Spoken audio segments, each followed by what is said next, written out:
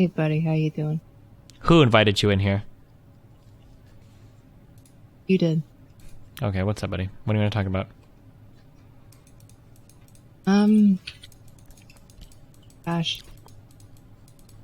How far have you been? Hold on one sec. I got a super chat that says, fuck Nervosa 6969. What a stupid bitch. Wow. Do you have anything to say to him? Yeah, Sorry. Okay, go ahead. is he a Nazi? He might. Okay. Everybody who disagrees with him. How far have you... How far have I what? How far have you been pushed towards deplatforming? Oh, I'm very far. I enlist if I could too. push the button, Hannity I is would going do it. down. The only reason I don't is because I'm too lazy to go and do all the shit I need to do. Why? Because I'm amazed. Like, I don't understand how you've kept such high faith in humanity. It's not faith, it's that I need a criterion by which I can deplatform somebody that I can objectively argue for, which is difficult. The big problem with me for deplatforming is that to deplatform somebody, it almost feels like you're saying my philosophy is objectively superior to yours. Because what I need is an argument by which I can deplatform another that wouldn't allow me to get deplatformed, because I wouldn't want to be deplatformed, right? Right. So like usually when... Alright, go ahead. I don't know. I guess like mainly, how do you keep any faith in humanity at all? I lose faith every single day. Every day the clock ticks and I lose another ounce of faith in humanity. It's only gotten lower as I've grown older, so. That's very sad. Yep. To hear. Well. So how would society deplatform people? Like if society were to do it? Political violence is the term Irish Letta used, which I mean I think is any way of like censoring a person or whatever through legal means. So like for example, Twitter would deplatform people by if you share fake news or something. Like these would be my criterion, right? Like if you post lies or something like that, you'd be deplatformed on Twitter or something. They would ban your accounts or something like that. I don't know. You'd have to be very rigid and very specific in your set of criteria. You think we should start moving towards this, or? I do personally, yeah. But I mean, the criteria would have to be like very strictly developed. I don't know. It bears a lot of thought. I know that the thing is that I know that the answer is complicated, but I'm in that arena. Like I don't know like how far I would go, but I know I would be past the line for sure. Yeah. Yeah, people posting screenshots of headlines, that's a ban. That's an insta-ban. I would invest so much money into fucking extra testing robots. If you posted a tweet of a headline and then you have over 10,000 followers and you give a strong opinion about it, as soon as you tweet that thing, if the bot had already read the article, it would ask you 3 basic questions about the article. And if you couldn't answer in 20 seconds, it insta-bans your account and it stabs you through your computer. Every computer would come with a stabbing device. It stabs you with information, right, buddy? Yes. Right. That's right. Okay. Yeah. What did you think I meant?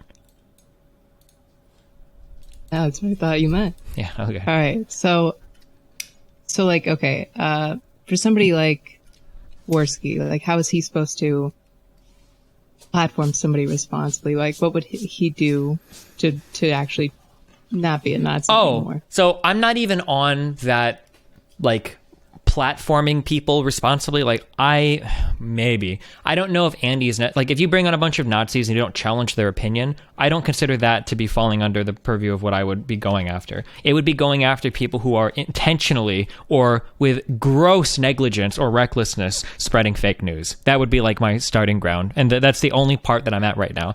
So like I don't want to deplatform offensive or horrible ideas. I just want to deplatform people that fucking lie. That's my big fucking thing. Because I can argue with anybody that wants to have a fact-based argument, but I can't deal with people that will just fucking lie or spread fake news. I can't deal with that. That's not possible.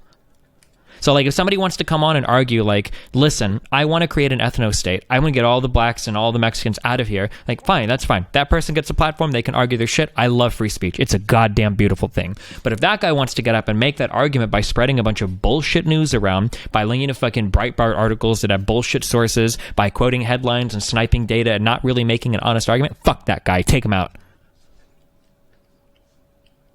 Okay, so they would have to do research into that field in order to platform that person. Sure. Yeah. Maybe. I mean, that's just kind of what I'm understanding. So because you wouldn't be able to discern from fake news from not unless you understood at least some respective amount of a certain field. Yeah, probably. I mean, it would take effort to do this. I don't even know if this is realistic. I just know that I would be okay with it. So, like, for instance, an example of this would be, like, Blair White posting, and she does this a lot. She'd be number one on the chopping block. Something like posting an article headline and then making a snarky tweet that makes it clear that you haven't engaged with the article at all. People like Ian Chong would be way past the chopping block, where he brings up an article that he wrote about a topic to me without even me provoking it, and then I know more about it than he does, and he's spreading a bunch of bullshit and lies and rumors about it. That's an instant chop, and he would lose his fucking job. He should lose his job and should be barred from being a journalist in the United States for the next decade, at least. That's the type of shit. We're getting out of here. Oh, yeah. In the... Well, I mean... I'm going to call it the IQ no state, okay? Got it. Okay, sorry, go ahead. You're going down a dark path with... We're very... Yeah, it's a very dark path. Yeah. But yeah, my biggest fear is people like Ian Chong who write like articles and then they don't know anything about the topic to talk about later. Really, like, disheartening. Yeah, I don't know. I don't know if there's a realistic way to implement my shit. It probably isn't. I'm not sure. I just know I'd be okay with it. Like, if people were campaigning or some shit, like, before, if I see, like, Sargon's Twitter or, like, Ian's Twitter get shut down, like, I'll make a tweet and I'll say something like, I don't think we should ever celebrate an opposition voice being shut down on any platform. I think that that's strictly bad, and we should always welcome diversity of opinions and all of that, no matter how offensive they are. Today, if I see, like, Ian's Twitter get shut down, like, I'm going to start tweeting some mad shit, and I'm going to say I'm glad for it, and I hope he never fucking comes back to any social media platform. Right. Like, I think it would be difficult to have a bar high enough that people, or that you wouldn't have a fear of hitting it yourself. But I think there's a sufficient bar that people, like Dave Rubin, I think is an easy example that shouldn't have a platform. Well, no. I'm not sure. I would have to think about Ruben. So again, I want to be really, really, really careful here, okay? So remember, primarily, my value system is usually going after what is true. I don't care about political agendas. I have no desire to push a political agenda whatsoever. I don't care. I have no interest, no desire. So I think that all offensive ideas should be spoken about. So pedophilia, incest, Ku Klux Klan, Nazism, ethno-states, all of that shit, communism, whatever the fuck. All of these ideas should be up for discussion. I'm okay with that. And I'm okay with people providing a platform to discuss these ideas. The ideas don't bother me. It's just engaging in disinformation or misinformation or reckless reporting that is like horrendously disingenuous, like repeatedly over and over again. Like, people make mistakes. I understand that. But like, when you do it over and over and over again, like, these are the people that, like, I don't think should ever have a platform. It's like Ian Chong is an easy one who he would be on the chopping block. Blair White would be on the chopping block. Lauren Southern would be on the chopping block. Yeah. Yeah, I don't have, I don't want to name drop too many people. But the reason I specifically think of Rubin instantly is because he really, really interviews a lot of people who are far to the alt-right, and even further so.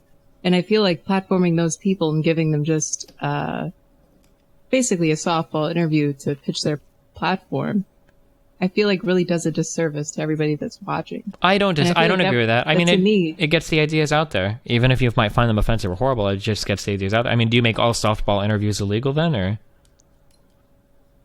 Well, no, not at all. But I mean, isn't that your point though? Because isn't that sort of fake news on steroids? No, I don't think so. The pinnacle of that. Well, like, so here's a question. If you want to go after people that give softball interviews to extremists, what about somebody that has a channel where they interview, like, ContraPoints, or they interview Sean and Jen or somebody, and they give them all softball questions? Would that be...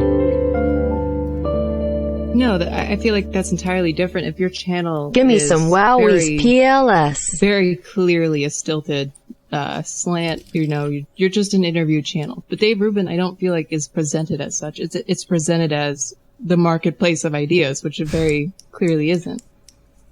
Yeah, maybe. I don't know. So I guess it's really I like to focus on fake news. I like to focus on fake news because I can do a hard line, objective, like, this is bullshit. You're screenshotting article headlines. You have no fucking idea what you're talking about. Like, you're lying through your teeth. That's easy to target. Saying somebody like Dave Rubin disingenuously presents his politics, I feel like that line is a lot harder to walk. Yeah, maybe so. Mm-hmm. If there was like a nice, easy way to do it, maybe. But even on my thing, there's not a nice, easy way to do it, you know? So I'm not sure. Well, I feel like if you set the bar high enough, I mean, obviously your examples are too broad of a net, but yeah, I feel like a bar could be set high enough that it's really hard to hit, but people could hit it. Maybe, I don't know. But if you keep spreading just disinformation out there, but mainly I'm curious about deplatforming though. Like, why Thanks should for somebody stream. lose their platform to talk to people and wait, I'm sorry, somebody said something. Wait, can you say that again? So okay, so when you say Worski doesn't, or he's irresponsibly platforming people, should he not be allowed to carry on that platform, or? Oh no, Andy can platform however he wants. I just don't like that he doesn't acknowledge the reality of it. I mean, I don't think it should be like illegal. now So it's an immoral issue. Yeah. It should be One like an is enforcement true, issue. one is divine revelation, one is the revealed truth, and one is a relative social So that contract was- in your words. So that's I would kind say of that whether confusion there that I had. Sure.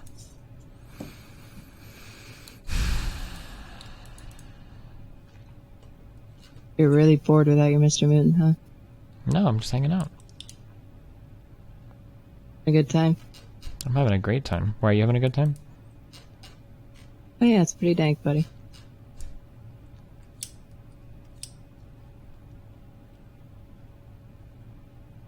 So if there's, who like sticks out to you the most out of everybody that you've debated?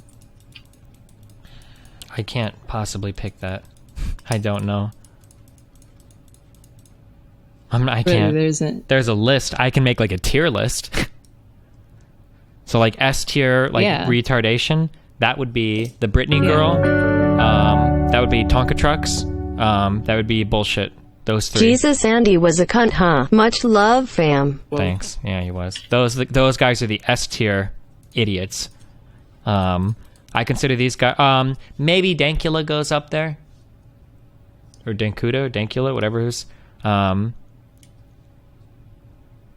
Yeah, those are the. Like, so these Count Dankula's up there with Brittany Venti and Tonka Truck. So these guys are people that I consider beyond reason. They are just so absolutely stupid that they're incapable of engaging in conversation about anything more complicated than like what do they want on their cheeseburger. Like these guys are way too fucking stupid to have any of these types of conversations. But not only that, the reason why they make the S tier list is because they're also smug as fuck about their ignorance. They're really smug. Brittany is very haughty, very smug. Did I put Ian on that list? Ian goes on the list too. Ian is very smug, very haughty, very stupid. Tonka, very smug, very stupid. Did you guys catch when he was shouting, I know the David Card study. It was the Borja study. Like, he doesn't even know what these words mean. He's just like throwing random shit and saying like what sticks into the wall. Tonka Trucks, Brittany, and then Dankula, like laughing at me when he's like, would you sue the press if they slandered you? Like, I'm not the president, dude. Like that guy. Those four, and then Ian. Yeah, Ian goes there. Yeah, those guys are S-tier retards, I think. Do you think there's any way that you could reach people like that? Maybe. But, yeah. But it would require me to change my rhetoric in ways that I don't want to. Well, no, I don't mean you specifically. I just mean in general. Like, do you think society? Oh, yeah, of course. Them? They're retards. You communicate with retards like you would another retard. Sure, you tell them stories, narratives. What you would do is you would try to sell these. You would try to sell ideas to these people using narratives because that's like retard friendly, like idiot friendly, political, political tooling or whatever, like manipulation. For instance, there was a we read about this on stream a while ago. There was a psychological. There was like a psych survey or report or whatever, or a study where they, what they did was they polled people about certain values, right? Certain values that you might have, and people would have negative to positive reactions. What they would do is they would create a story. I think they read a story where the main character exhibited some of these values. Anytime you read this story where the main character exhibited some of these values that you considered negative, you would have less of a negative idea of these values when you were surveyed after reading the story. Like you can use like a protagonist to sell like morally unfavorable characteristics to an audience. Does that make sense? Right. That what I'm saying? Yeah, something, with any sort of emotional anecdote or show. So like, there's probably like a lot of people that would say, well, selling drugs is always wrong. But then if they watch all 5 seasons of Breaking Bad, maybe they're like, well, you know, I could definitely see some totally legitimate scenarios where we should sell drugs, you know, like they, you know, because they've got like a protagonist that they can identify with, right? This is how dumb people foster new ideas. Somebody tells them a story. It's kind of like Inception. You plant the idea along with the story. They read, the protagonist, I understand him. And then that protagonist carries with them, you know, some sort of moral or value that the person might not have been so keen to consider before. But after the story, oh yeah, he had that thing and it wasn't that bad. I kind of liked that. Yeah, it's not as bad as I thought it was. This would be how you would sell people like Tonka or Brittany or Ian or Dankula. This is how you would sell them more complicated or more nuanced political ideas. You would have to find a way to sell it to them in a narrative that they can understand. Right. So you'd have to like, so for issues like the ethical child pornography, the ethical CP. Yeah. Like, is there any way you could narratively frame that? Yeah, for sure. Yeah, easily. If we wanted to make some we want to make some bullshit ass story up, sure. What will we do? So one, you would have to present like a clear and present danger, okay? So let's say, I knew a friend, okay? But this guy was a PhD psychologist. This is where I got the idea from, a PhD psychologist. So he was telling this amazing story, okay? So he knew a guy, I'm not going to say his name, obviously, because it's bad, but we'll call him John, right? This guy had been stalking this kid, like, every single day after school. And this guy was going to fucking rape this kid. It was the worst thing ever. He was legitimately a pedophile child abuser. It was horrible. And he had like, these plans drew up and everything. And it was the worst thing ever. However, in the city they were in, they put out a bulletin that they were doing a study on new ways to treat pedophiles, where they were making child porn available to them in order to treat them. And this pedophile actually caught wind of that study. It was like by total coincidence. I don't remember if he saw like an ad in a newspaper or some shit, but he caught wind of the study and contacted the dude. And the guy actually came in for therapy. And as part of the therapy, he actually, during his counseling, revealed to the psychologist that he was like 2 days away from raping this kid at the school. That shit is crazy to me. I can't believe it. Like, he was about to rape the dude. And he came in, they did the study, and then supposedly today, because as part of the study conditions, they have to continue to check in, he hasn't abused a kid. That kind of shit is really cool to me, right? This is the way that you would sell this to a fucking retard, right? Because if they hear the story, well, now they're like, oh, shit. Like, well, now that I know the story, like, oh, well, yeah, that kid was going to get raped, and the guy made him stop. Wow, I don't know, Destiny, maybe that's a really good idea, right? Now all of a sudden it's a lot more palatable because you've got a narrative that you can tie the value to. Right, no, yeah, that makes sense. So you would sort of push that as like the front line. If I was interested in selling a political narrative, or in general, yeah. If you want to bring people to your site in general, selling it via narrative is probably the best approach, the best rhetorical approach. Yeah. Did you ever see the debate I had with that one lady, where halfway through the debate I realized that we were never going to agree, and I just started making up stories? Oh yeah, and you always had one more person in your anecdotes than she had. I had a girl that was going to go to the Olympics that did and she, by the end of that debate, she started to agree with me quite a bit. Like, she became much more agreeable after I told story after story after story. Yeah, people are really a bummer sometimes. I fucking hate people. Yeah.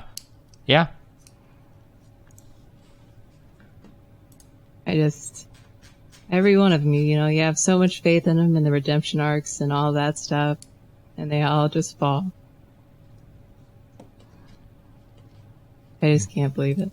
But, I don't know, dude. Like, I feel like the JF stuff really should have been... encapsulates the hypocrisy perfectly. Yeah, like, I feel like that's the silver bullet. Like, there's so much there. But they all just ignore it or run from it or pretend like there's some false narrative, and then they'll pick out one line. Well, did you see Andy today when he's like, "Well, Destiny, if you go to page 45, you link me, Andy. Let's read the whole thing." Well, at page 40, I can't link the whole thing, but if you go on 45, she just has autism. No, that's it, Destiny. It's not even that bad. Like, really, dude? Okay, man. And then like the willingness to embrace conspiracy. Even that one guy was kind of like, "Well, I heard the dad was a big hotshot." Okay, so the big hotshot dad got a corrupt attorney for himself. Somehow was able to get a corrupt attorney for for his daughter, even though that attorney was gotten by the daughter alone. It was not provided by the family. It was provided by the court. And then the state of Texas, the judicial system, the judge, and the independent analyst that came in to analyze the girl. Every single person here was corrupt.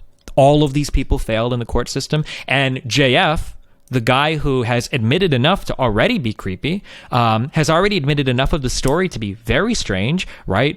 Meeting a 19-year-old girl online, bringing her to your house to fuck her and have a baby immediately, has already admitted to being accused of sexual assault by 7 people. Like, we're going to believe that the courts and all of those systems failed and that JF is our beacon of truth? Like, come on, dude. Yeah, I really feel like just ignoring everything in the court proceedings, I guess, like even the judge's verdict and all of that. Just the psychiatrist's report on her is so scary. Just like her responses. I like my cats. Things. Yeah, it's just like it's really so rapey. Like, yeah, she can't spell Houston. I am the backwards. Only one who can access her mind. Oh God! It was even the perfect canned responses. I don't even. Yeah, like if you were to go up and read, like, what would an abuser say in these situations, you know? What is classic abuser behavior? Isolate your victim from all other sources. Make your victim feel like you're the only one that can provide for them. Make your victim feel like, they're crazy. Gaslight your victim, right? He did the same thing to his ex-wife when he told her he didn't want her taking antidepressants. When he told her that he wanted to deliver the baby at home. When, it's whatever, dude. I don't know. Well, right. Yeah. Well, yeah, and he never consented to any woman leaving him ever. Holy shit. I did not consent to her taking my baby. That was in one of the court docs where the guy had written, he was like, apparently JF doesn't understand that the baby is attached to the mother and gets very upset when she takes the baby when she was still pregnant. Fuck? Yeah. I don't know. So what does he mean? Like when she leaves the house to do apparently he wanted her to stay at home all day so that he could just take care of her and the baby. I don't know. I think another easy hypocrisy test is it's really clear with the JF and the 50-year-old shit. Like, come on, dude. Like, I'm talking about jailbait with some dudes 5 years ago, and it's a picture of a 15-year-old in a swimming suit. Like, look, this shit is crazy. Like, that's literally the extent of the conversation. We're not talking about fucking her. We're not talking about we're gonna fucking gangbang the shit out of it. It was literally a one-off fucking comment as part of a conversation about jailbait, and people are acting like this is literal pedophilia. But then with JF, it's everything is given 100% a pass. Like, okay, my dudes. Right. Just the mental capacity of a 10 to 11-year-old. But even without that, just her own words, just her own responses to the very basic questions that she was asked. And it's just really scary.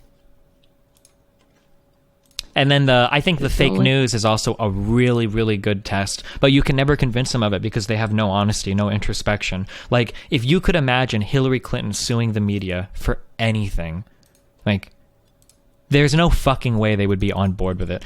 Are you okay with Hillary Clinton saying, are you okay with Hillary Clinton suing the media over Pizzagate or suing the media over and they'll always well, I don't know if they would say they were okay with it. Probably not because they believe in it all, I guess. I don't know. But the idea, what about Obama suing Trump, or what about Obama suing people when he was president for the Kenyan birth certificate memes? That's the worst fucking, Jesus. Right. Well, those are even the true claims about Anthony Weiner. What about those? Could he have sued before it was the matter was settled in court, or I don't know. Where's the line drawn? If it's because it's okay, because it's true, then what about the other reports? And it's just really weird. Count Dankula's a really unique guy. I don't think he's unique. Remember at all. Though, you're really anti-free speech, buddy. Wait, why do you think he's unique? He's unique in a very special way. I gotcha. I've never found somebody who just it's not the government because he's being singled out as the one who's suing you. Yeah. What a fucking moron. I actually support his case against the state too. The Nazi thing, I don't think, but I don't know what their free speech laws are like, but. Right. I feel though, some countries really, I feel like America has a good freedom of press, freedom of speech. Yeah. And you don't think any other country should adopt, or you rather reverse, you don't think we should adopt any of the... I don't know, shit the Germany shit makes me pretty wary. You can't even do that Hail Hitler salute, or you can get in trouble, you can get fined for that. Why does that make you weary? Out of I don't know, curiosity. because if I want to go outside and do a Hail Hitler salute, I don't want to get in trouble by the state. It's fucking crazy to me. Fuck that shit. I'm a free goddamn American. Well, you're a free American who supports responsible platforming. Yeah, but supporting responsible platforming doesn't mean that I explicitly or implicitly Zardemus support is a STEM lord, like, throwing people in ECHM. jail for shit. For like okay, for like gotcha. irresponsible speech. Well, wait. There's a thing where like a line that irresponsible speech could get you thrown in prison. I don't agree with that unless it's literally like direct calls to harm or something. So how indirect could you get? I don't fucking know. It's up to the courts to decide. Like I if guess. there was a march and they chanted "Kill all Jews" or "Kill the Jews," is that direct or? That sounds pretty direct to me. Yeah, sure. Anytime you're saying kill and then something is probably over the line, right? Yeah, no, yeah, that makes sense. Yeah.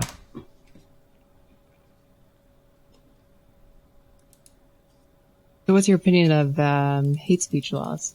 To be fair, or to be clear before, I'm talking about deplatforming on private platforms. I'm not talking about the state deplatforming anybody. I haven't gotten to that So point yet. Yeah, private companies. Yeah, sorry, I haven't gotten to that point that the state should be involved in deplatforming people. Wait, what did you ask? How do I feel about? Hate speech laws. Oh, I don't know. I would have to think really hard about it. My gut tells me that I think they're bad, but I would have to think really hard about it. I'm not sure. Because the counter argument is that pragmatically enough hate speech can theoretically censor or suppress other speech. So I'm not sure. I would have to think about that. I would have to weigh that.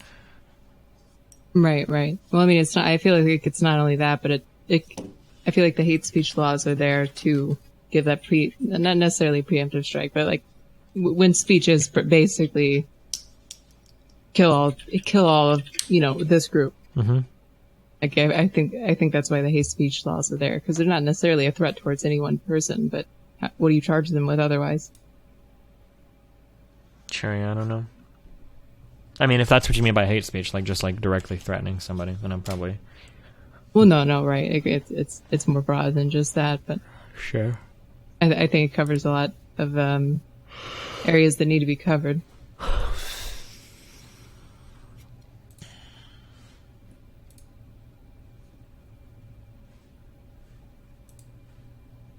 Right, it makes me happy. No, I'm like, she makes me feel the way I want to feel. Did you see this Styx's is response to classical liberal? What did you say? Something to classical liberal? Did you see Styx's response to classical liberal? No, what did he say? He probably doesn't like no, classical just liberals, right?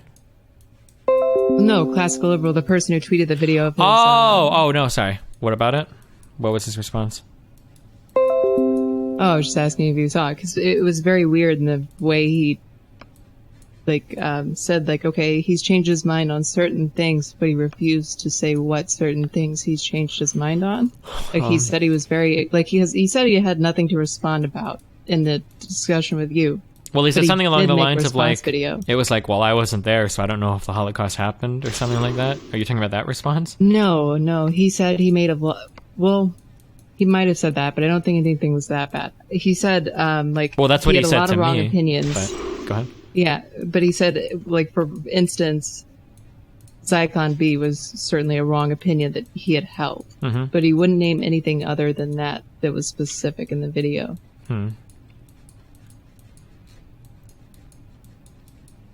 Did you hear me explain, like, the motivated reasoning thing?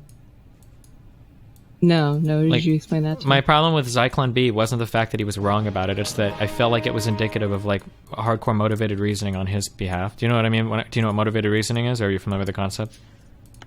No, I have no idea. I'm sorry. So it's the idea that, like, I already have my conclusion, and I'm just going to find whatever data I can or arguments I can to back that up. So, for instance, like, I think that women have smaller brains than men. I go online and I search, and I literally find a guy who draws a paint picture of a small woman brain compared to a large big brain. And then I present this as evidence Right. to So you. it's sort of like confirmation bias. Like Yeah. You have a conclusion. Yeah, you or find like out. reasoning, Got that right. ad hoc arguments, I believe.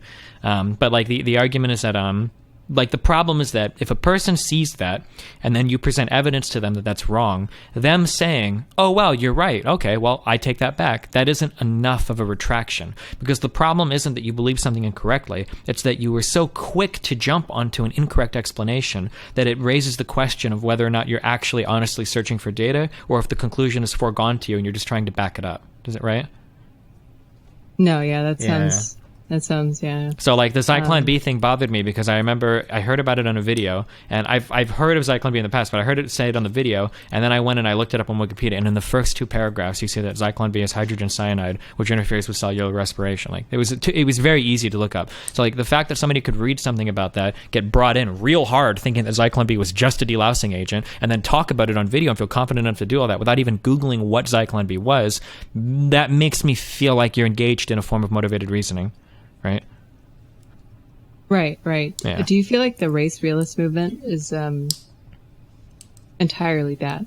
Like, Oh, yeah, of course. Like for sure. Creationist. For sure. Yeah. It's a ridiculous assertion to say things like IQ is one of the most, like, high-level fucking complicated things that we're even fucking dealing with. Like, there's still arguments on whether or not IQ tests are adequately G-loaded. There's still arguments on whether or not there is, like, an underlying, like, G measurement or G figure. Like, I don't know. And then the idea that because we can see, some correlations in different genetic clusters around the world, it must be, largely attributed to genetics. That is just such a massive fucking jump that it does. And there's no way, the research does not bear out those types of hardcore conclusions that IQ is some highly immalleable figure that is so hard, that is 80% genetically determined at fucking birth. It's just not supported.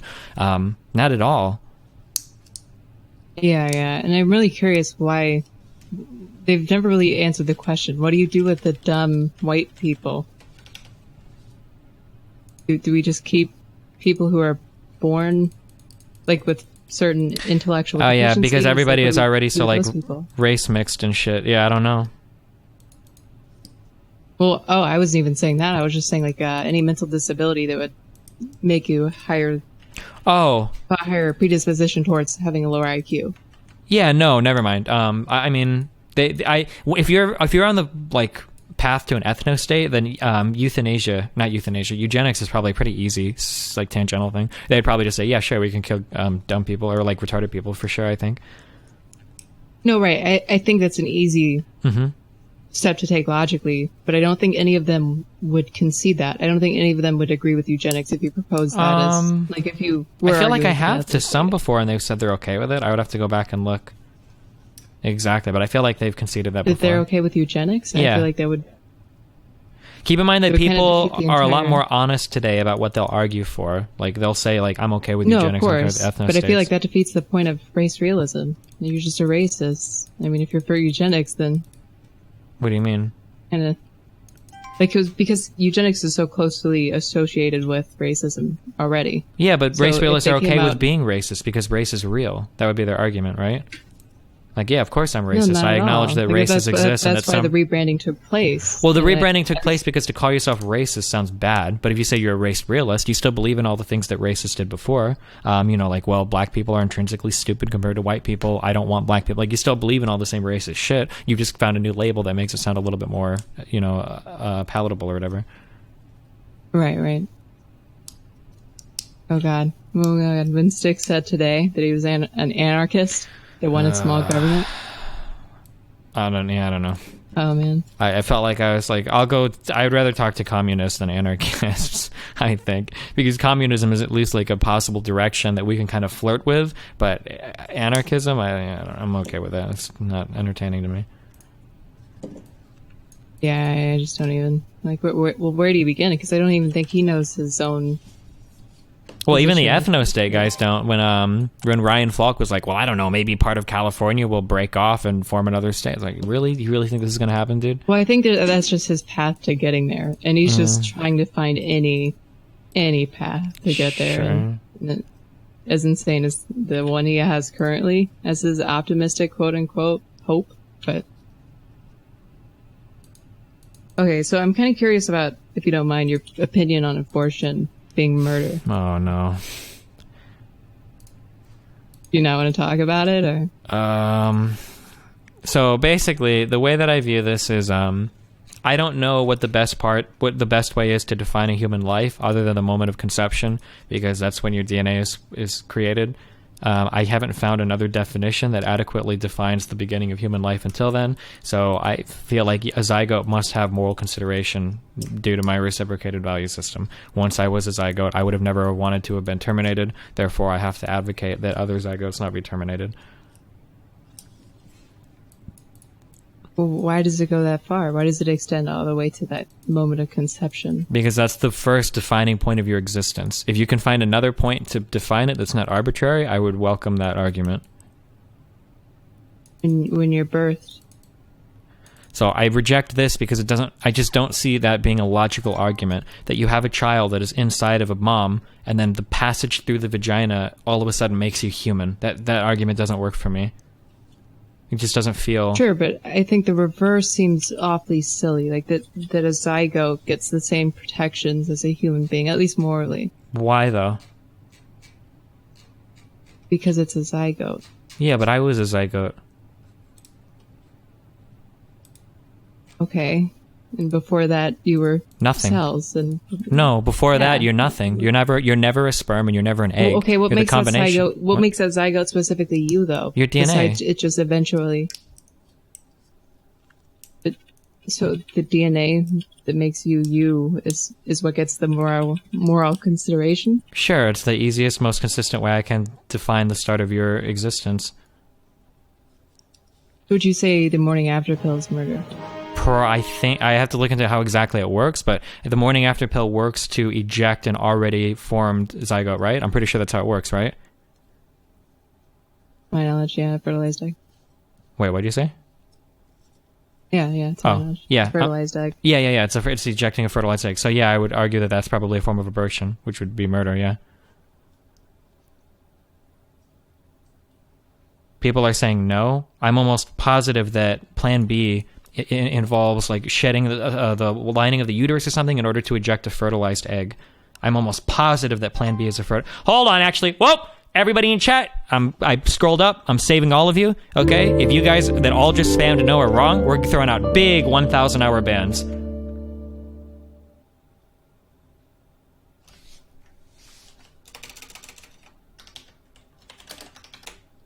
How does Plan B work?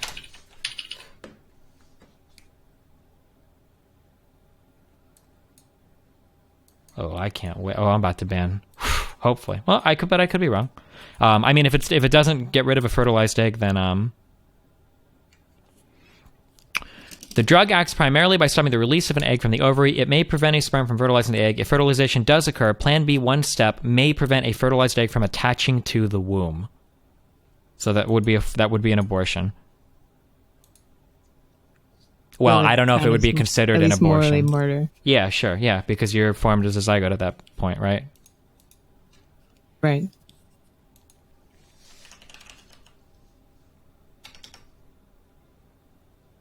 So it really just comes down to if you could think when you were at that stage of life, you wouldn't want to have been killed. Yeah. So therefore, other people. Because my whole value system is built on reciprocated values. Right. I just don't see how that can't extend just from the moment that you're birthed into the world. Because it just seems like such an arbitrary point to me. Like, if I was going to be birthed into the world, if somebody was holding a gun to my head or my mom's vagina, or, well, I guess my mom's stomach, and then right before I'm pulled out, they kill me, it's like, it's morally acceptable to do it, like, the second before I emerge from my mom's stomach. I don't know if that just doesn't feel like a good argument to me. It doesn't feel like a good rite of passage into humanhood, of just being birthed. Right. I can see that, like, as a moral framework, not as any sort of law. Keep in mind that if your value system is dramatically different than mine, I don't know how similar other people's are. If you're much different than like the reciprocated value system that I use, then you could probably find good arguments for abortion. Involving parasite living in the mom's body, et cetera, et cetera. Like, there are things like this, but Well, yeah, but I mean, I think you would agree though that's already different. Like, that's not. Sure. Does 10 to 20% of pregnancies ending in miscarriage change your point of view? No, not really. Is it really only 10 to 20%? I thought it was much higher than that. But no, I mean, people die all the time. It happens. Like,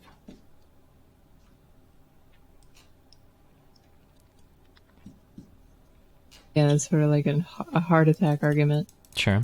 What about the ability to survive independently? So the problem that you're going to run into here is all the same arguments, all the same problems that I have arguing against veganism. Is what you need to do is you need to set a bar so low that absolutely no fetus could overcome it, but it has to be high enough such that you got to set a bar high enough that no fetus could overcome it, but it has to be low enough such that no human falls below it. So when you ask something like, well, what if they can't live independently? Well, what about a child that's very sick that has to live on some sort of kidney bypass machine or something? Do they lose moral consideration because they can't live independently or whatever? Yeah, I don't know. What do you suggest laws to be? I don't think you can realistically ever outlaw an abortion. Women can always get an abortion whether or not you like it. That's just a fact of life. I don't think outlawing abortion is very smart. It doesn't seem to have any good impacts. You probably try to reduce abortion as much as possible through other means like contraceptive use and sexual education.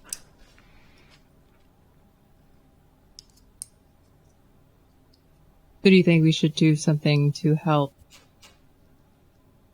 mainly mothers who give, like, okay, so if you don't want to give birth to a child, but you go through it anyway, so should 3, the mother 2, be compensated 1, by the yeet. state? Should compensated by the state? Oh, like carried through welfare, okay, like until the child's 18, so some type of welfare to help raise that child. I mean, we already have that welfare, don't we? No, of course, but like, I guess basically what I'm asking is, do you think the state has an obligation to help raise the child? I mean, like, obligation, yeah, probably in roundabout ways, because if we don't and the children grow up to be like criminals or fuck shit up or whatever, then that ends up hurting us more than helping us anyway. So from, like, I guess sort of a consequentialist way, yeah, we probably have an obligation to help other people's children, because if we don't and they grow up fucked up, that we have to deal, everybody has to deal with the consequences. Yeah, I would agree with you there.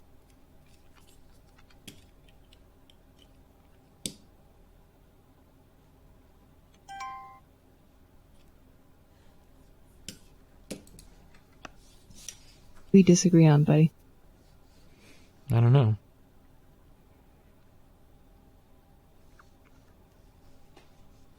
Why aren't you socialist? I love capitalism. Well, why can't you have a capitalist market system under socialist means? I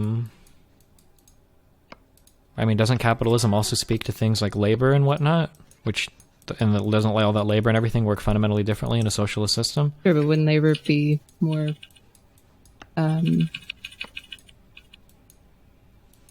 mean, like, more easily... So I support capitalism right now. If socialism works, then I invite somebody to make like a socialist-based company and work with it, create like a co-op or like a worker-owned thing where all the people equally invest and equally, take out shares from the company, I guess. I don't know. But yeah, somebody can do it if they want. If it works, then it works. Right? Well, couldn't unions be a form of... But unions don't oftentimes... Well, hold on. I have to think about whether or not... Do unions represent market power or not? Because it's collectively bargaining on the behalf of the worker, but it's not using the state's power. I mean, I guess, yeah, unions can exist. Sure, yeah. Right? Yeah. Unions can exist in a capitalist system, right? Yeah. Should we force a company to have a union once it's big enough, or? Force a company to have a union. Fuck, I don't know. That's really complicated. My gut tells me no.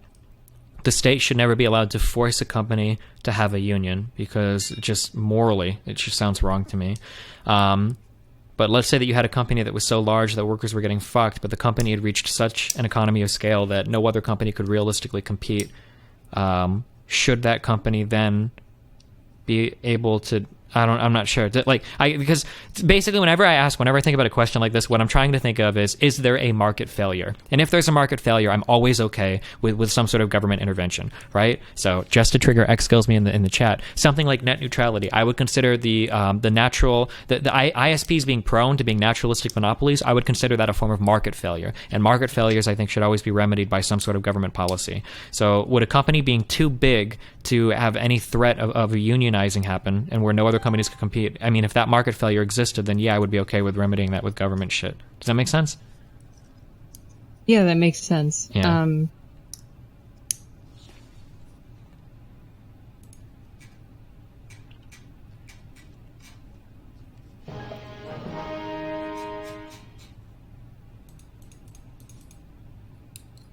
Wouldn't the ISPs, though, be a great example of something that should be socialized?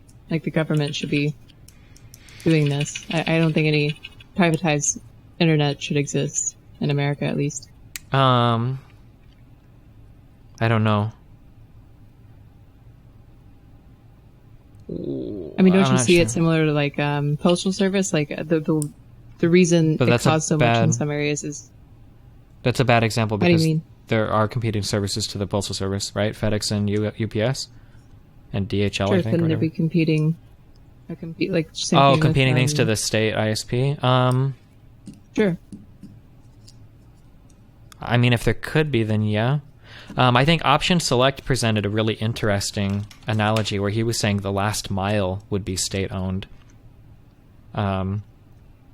So basically, you would have data centers or ISPs that would exist in a state, and then the last mile, so the hookup from the neighborhood out to each of the taps, out to each of the houses, that would all be state-owned and maintained. But then people could compete for selling you internet upstream or whatever. That would be interesting. I'm not sure if that would work in practicality or not. Right. I'd be curious. So you would be paying a company. So you would basically have every line ran to every person's house would be owned by the state. So the state, so the city of Omaha would own the kind of like they own the power lines. The OPPD, Omaha Public and Power District, Omaha Public and Power District. Omaha Public Power District? I don't remember. That's OPPD. They would own all of the lines outside my house that run the internet, everything up to the neighborhood and all of that. But there would be multiple data centers in the city or ISPs that I could buy internet from. And when I buy internet from them, that ultimately they're the ones that are hooked up to the line to my house, and then I get internet through them. But the maintenance of all the lines and everything running to my house are owned by the city and the state. So the idea would be Well, that... I guess my confusion is, shouldn't the last mile be what is privatized and the rest is what is public? Well, no, because the problem is that running those lines are probably so expensive that it just doesn't make sense to... Or, well, I guess maybe I would be talking about more than just the last mile of lines being public then. I guess it would be the entire like wiring, all of that would all be public, and then just the data centers would be owned by ISPs, I guess. But what are you paying for the privatized internet provider for? For the internet service. What service if the government is paying for? The government is only paying to connect your house to fiber or a coax, and then that's just connected to... Okay, so just connecting them to the ISP. Yeah. And then, and then the ISPs would be the ones that would actually hook you up to other, to tier 3 or whatever. I mean, that seems like a really shitty public way to, transition internet over. Yeah, well, I don't know if you could do it. Like, yeah, I don't know how that would look any other realistically. way? I mean, I feel like you would just have, like, the government system versus... where the government just buys or quote, takes unquote, over all the lines, maybe? I don't know. Right, the existing infrastructure. I feel like it would be a lot better than it is now. Like, there's no reason it should be as terrible as it is in America, but the reason it is, of course, because of the way we've set up our lines. Possibly. Hold on, somebody donated something. What if once the fetus is removed from the womb, you tried to help the fetus survive outside of the womb, just like the kid from the dialysis machine? When the fetus hasn't even developed, euthanasia is the only alternative with current technologies. Yeah, I mean, you can do that, but I mean, if you take a fetus out of the womb, you know it's going to die. But I mean... Okay, sorry, what's up? Well, I just don't see... Like, okay, what is your reasoning behind why America isn't as advanced as countries like South Korea in our infrastructure of internet? Oh, I would have to read more on that. I would imagine that South Korea is a much smaller area. One of the problems, the U.S. is really fucking huge. The U.S. is really big. We have like very unique challenges. Of course, but I mean, why aren't cities that have fiber? I don't fucking know, dude, because the U.S. sucks dick. I don't know. There's like a lot of unique shit that goes into that. I don't really know. For instance, like in Romania, I think the Romanian shit, they like all of their companies, I think, and the government like neglected the fuck out of all their internet. They just didn't give a fuck about it. But because of their neglection, a bunch of smaller companies and people built out like all of their fiber shit, and now like Romania has like one of the fastest average internet connections in the world. Like 5 years ago, I had friends in Romania that lived in like shitty houses that had literally like 300 internet, like 5 or 6 or 7 years ago. Like it was like ridiculous shit. And that wasn't because of any large scale social investment or anything. That was just because of like some crazy ass random bullshit for Romanian Right, dudes. right. Yeah. So I mean, I think it would probably be because they're so new to it. So it's not necessarily replacing all the already existing lines. Oh, yeah, that might be it too. Yeah, I don't know. Internet is really complicated. I don't know why it's so shit in the United States. Well, I mean, I think a failure of the market. Maybe. Well, I mean, how can you say maybe when Comcast has such a low approval rating and they still have customers? Yeah, no, you'd be right. Monopoly, market failure. Yeah, I would argue, yeah, that's probably a market failure. Well, I mean, yeah, I live in that situation, right? Where I only have Cox. I literally had to leave my last house because my internet was so shit, and I'm still living in another house with Cox internet. Yeah. So how do you fix that? Like what has gone wrong in this market that has caused these monopolies to be able to form? Well, the problem is I'm pretty sure Cox owns all of the lines, like everywhere, from the data center to the house, and then, yeah, like everything is owned by Cox. So if you want to come in as an ISP, you have to either rent the infrastructure from Cox, which sucks, or you have to build out everything on your own. Yeah. Why hasn't it been advantageous for companies like Google that have done it? Because it's way too expensive. It's insanely fucking expensive. Even Google admitted that their rollout was way harder than they thought it would be. Why wouldn't they change their pricing structure then? I feel like the market would pay for that if they. Are you familiar with the term economy of scale? No. So let's say I make one shirt a day for a customer, right? It might take me a whole day to make one shirt. Let's say that I get 10 people, and independently, all 10 of these people can make one shirt per day. So 10 people in one day can make 10 shirts. But if I get them in like an assembly line or some shit and I get all of them together, right? All 10 of these people, maybe together working in an assembly line, can make 30 shirts a day. I've taken independent, discrete things and I've brought them together in such a way that now we are of such a size that because we're so big, we can actually increase our productivity. Productivity does not scale linearly. There are curves to it. And there's a term in econ for like once you've reached an economy of scale, it means that you're at such a size that you're employing such large like kind of factories or manufacturing plants that you can actually create products where your margins are higher than somebody that's individually creating the product. So the problem with something like an ISP is that they've already got all of the initial infrastructure investment out of the way. The prices that they charge is going to be so much lower than if somebody were to step into town as a new competitor. They would have to raise all the capital to buy and produce all the lines and to wire all of that shit. They would either have to charge massively increased prices compared to the already existing ISPs, or they would just have to eat a loss on their balance sheet for like the next 2 decades. That's an arbitrary number, but some long period in time to catch up.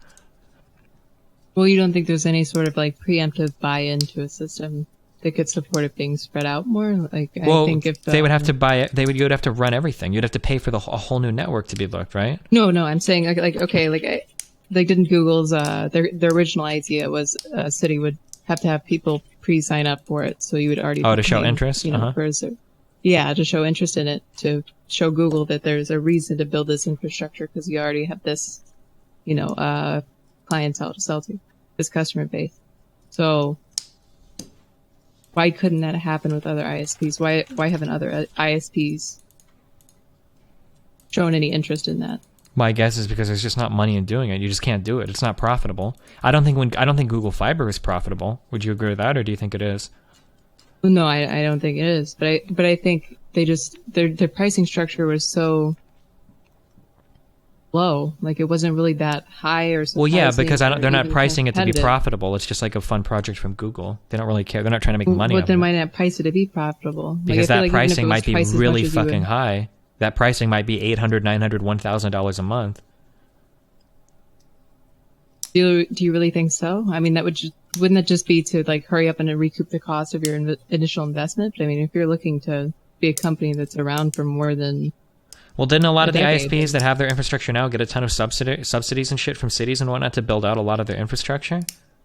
So I mean, like you don't get well, yeah, that but I mean anymore, right? that's a large part of the problem of it being privatized is if we're already paying for them to lay down the lines, then Yeah, I don't know why why are we that paying them works. The again? idea of subsidizing private companies is really fucking irritating to me, but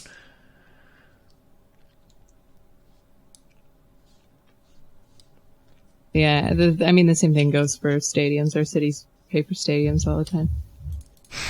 I love listening to that fucking stupid shit. We have a big Oh, some big dumb baseball field in fucking Omaha. I think they play the College World Series here for baseball. And like every time it comes up for renewal, people always get fucking crazy about that, about why the city needs to pay for the fucking stadium. It's so stupid. oh yeah, it's really insane, especially when the demand's always so much more lavish as the newer the. Wait, what? Your mic keeps cutting out a little. Sorry, I turned down my threshold. It's just that like the demands just keep getting crazier. Like the newer the stadium is, yeah. like the newer it's being built.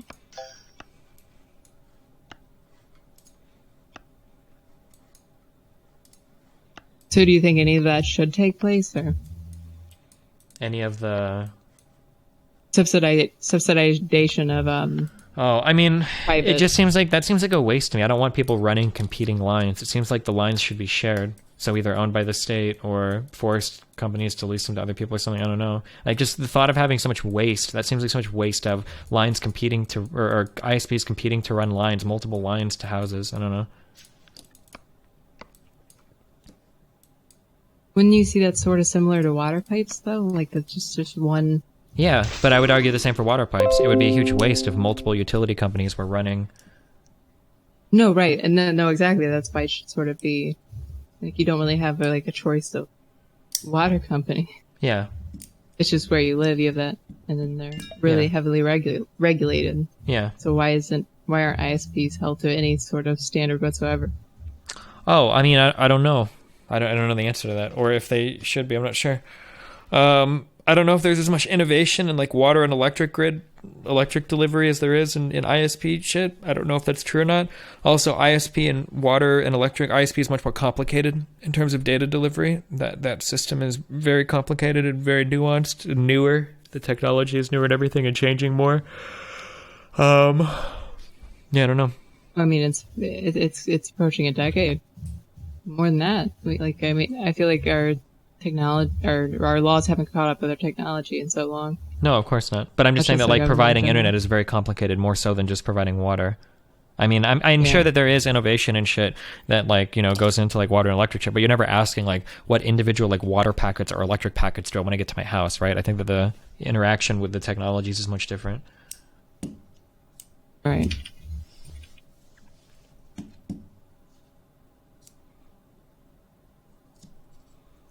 Yeah, a lot of people in chat are bringing up, somebody says in Canada our lines are shared. A lot of people in chat are bringing up that they live in countries where the lines are shared and ISPs have to rent the lines.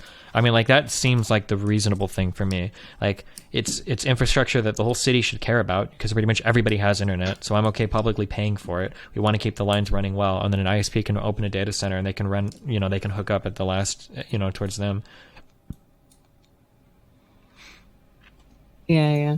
So do you think U.S. should go in that direction? We should Probably. start at least. Yeah. Well, you sounded really hesitant there, buddy. Well, because you were on everything is informed by the data. I don't know. Like if shit turns bad, then no. But like that seems like a good thing to me. I think that seems like a good direction forward. But maybe there might be a better argument against it. But yeah, because I don't know what the argument would be for having independent lines or everybody owning their own lines or whatever. It just seems like a huge fucking waste. Well, I'm sure X kills me could tell you. Don't take shots at X kills me, since I didn't invite him on to talk. I don't want to be mean to him, okay? Hey, I want to talk to the guy. Well, you should do it on your stream then tomorrow. You should do it. No, I know. He only would do it if he would moderate. Really?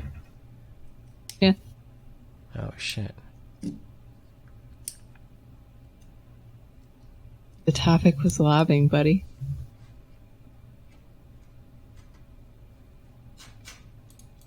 Or I guess it is.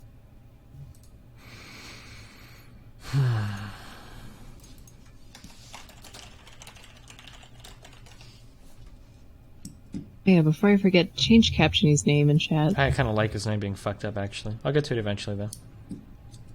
That way you just ignore me when I message you to change his Pretty name. much, yeah. Why didn't you just tell me you like it fucked up? Because now I'm bugging 2 people with the name being wrong. It's even better. He's so mad.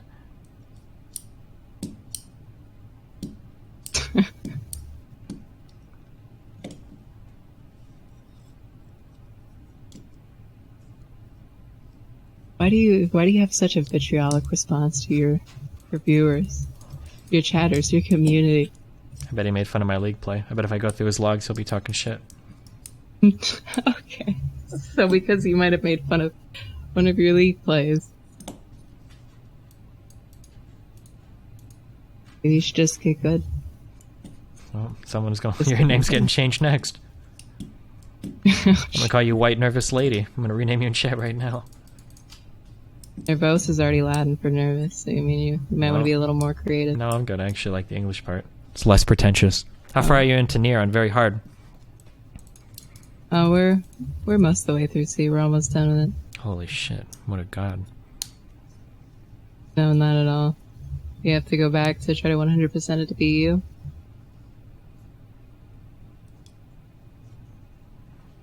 Well, how close are you to beating it, buddy? I don't know. I think I'm on C right now. We're just starting, opening C. Gotcha. You any further in League of Legends? Yeah, we got to Plat 2 and Plat 3 yesterday. I'm taking Mr. Moon to Diamond 5. He's a new player, by the way. Just started a few months ago. Gonna be Diamond 5 in a few months. How mad is everybody in chat that shit tags Mr. Moon that he's gonna be in the top 1% of players? Be honest, guys. Wait, did he really just start? Yeah, he started a few months ago. He's actually really picked it up really fucking quick. So would you say you're grooming him? To be the perfect league player, yeah. Until my son gets old enough, and then he'll take the reins. No, just yes or no, Steven. Are you? I'm gonna wring that fucking neck. Holy shit. I hate Tonka. God, I can't say anything because I'll get banned on Twitch. I feel so shackled these days. No, well, you don't want to say anything anyway, buddy. You don't want to say anything there's anyway. so much I want to say. He's his own worst enemy. Just let him hang himself, dude. He can't hang himself, dude.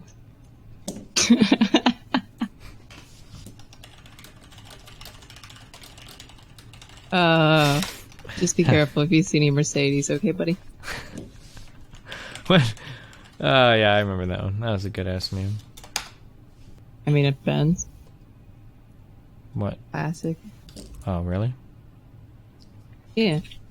Well, wait, you think he's driving a new one? I don't fucking know. Shit's gonna be a fucking classic Audi from 2002. Just kidding. It's gonna be doxed.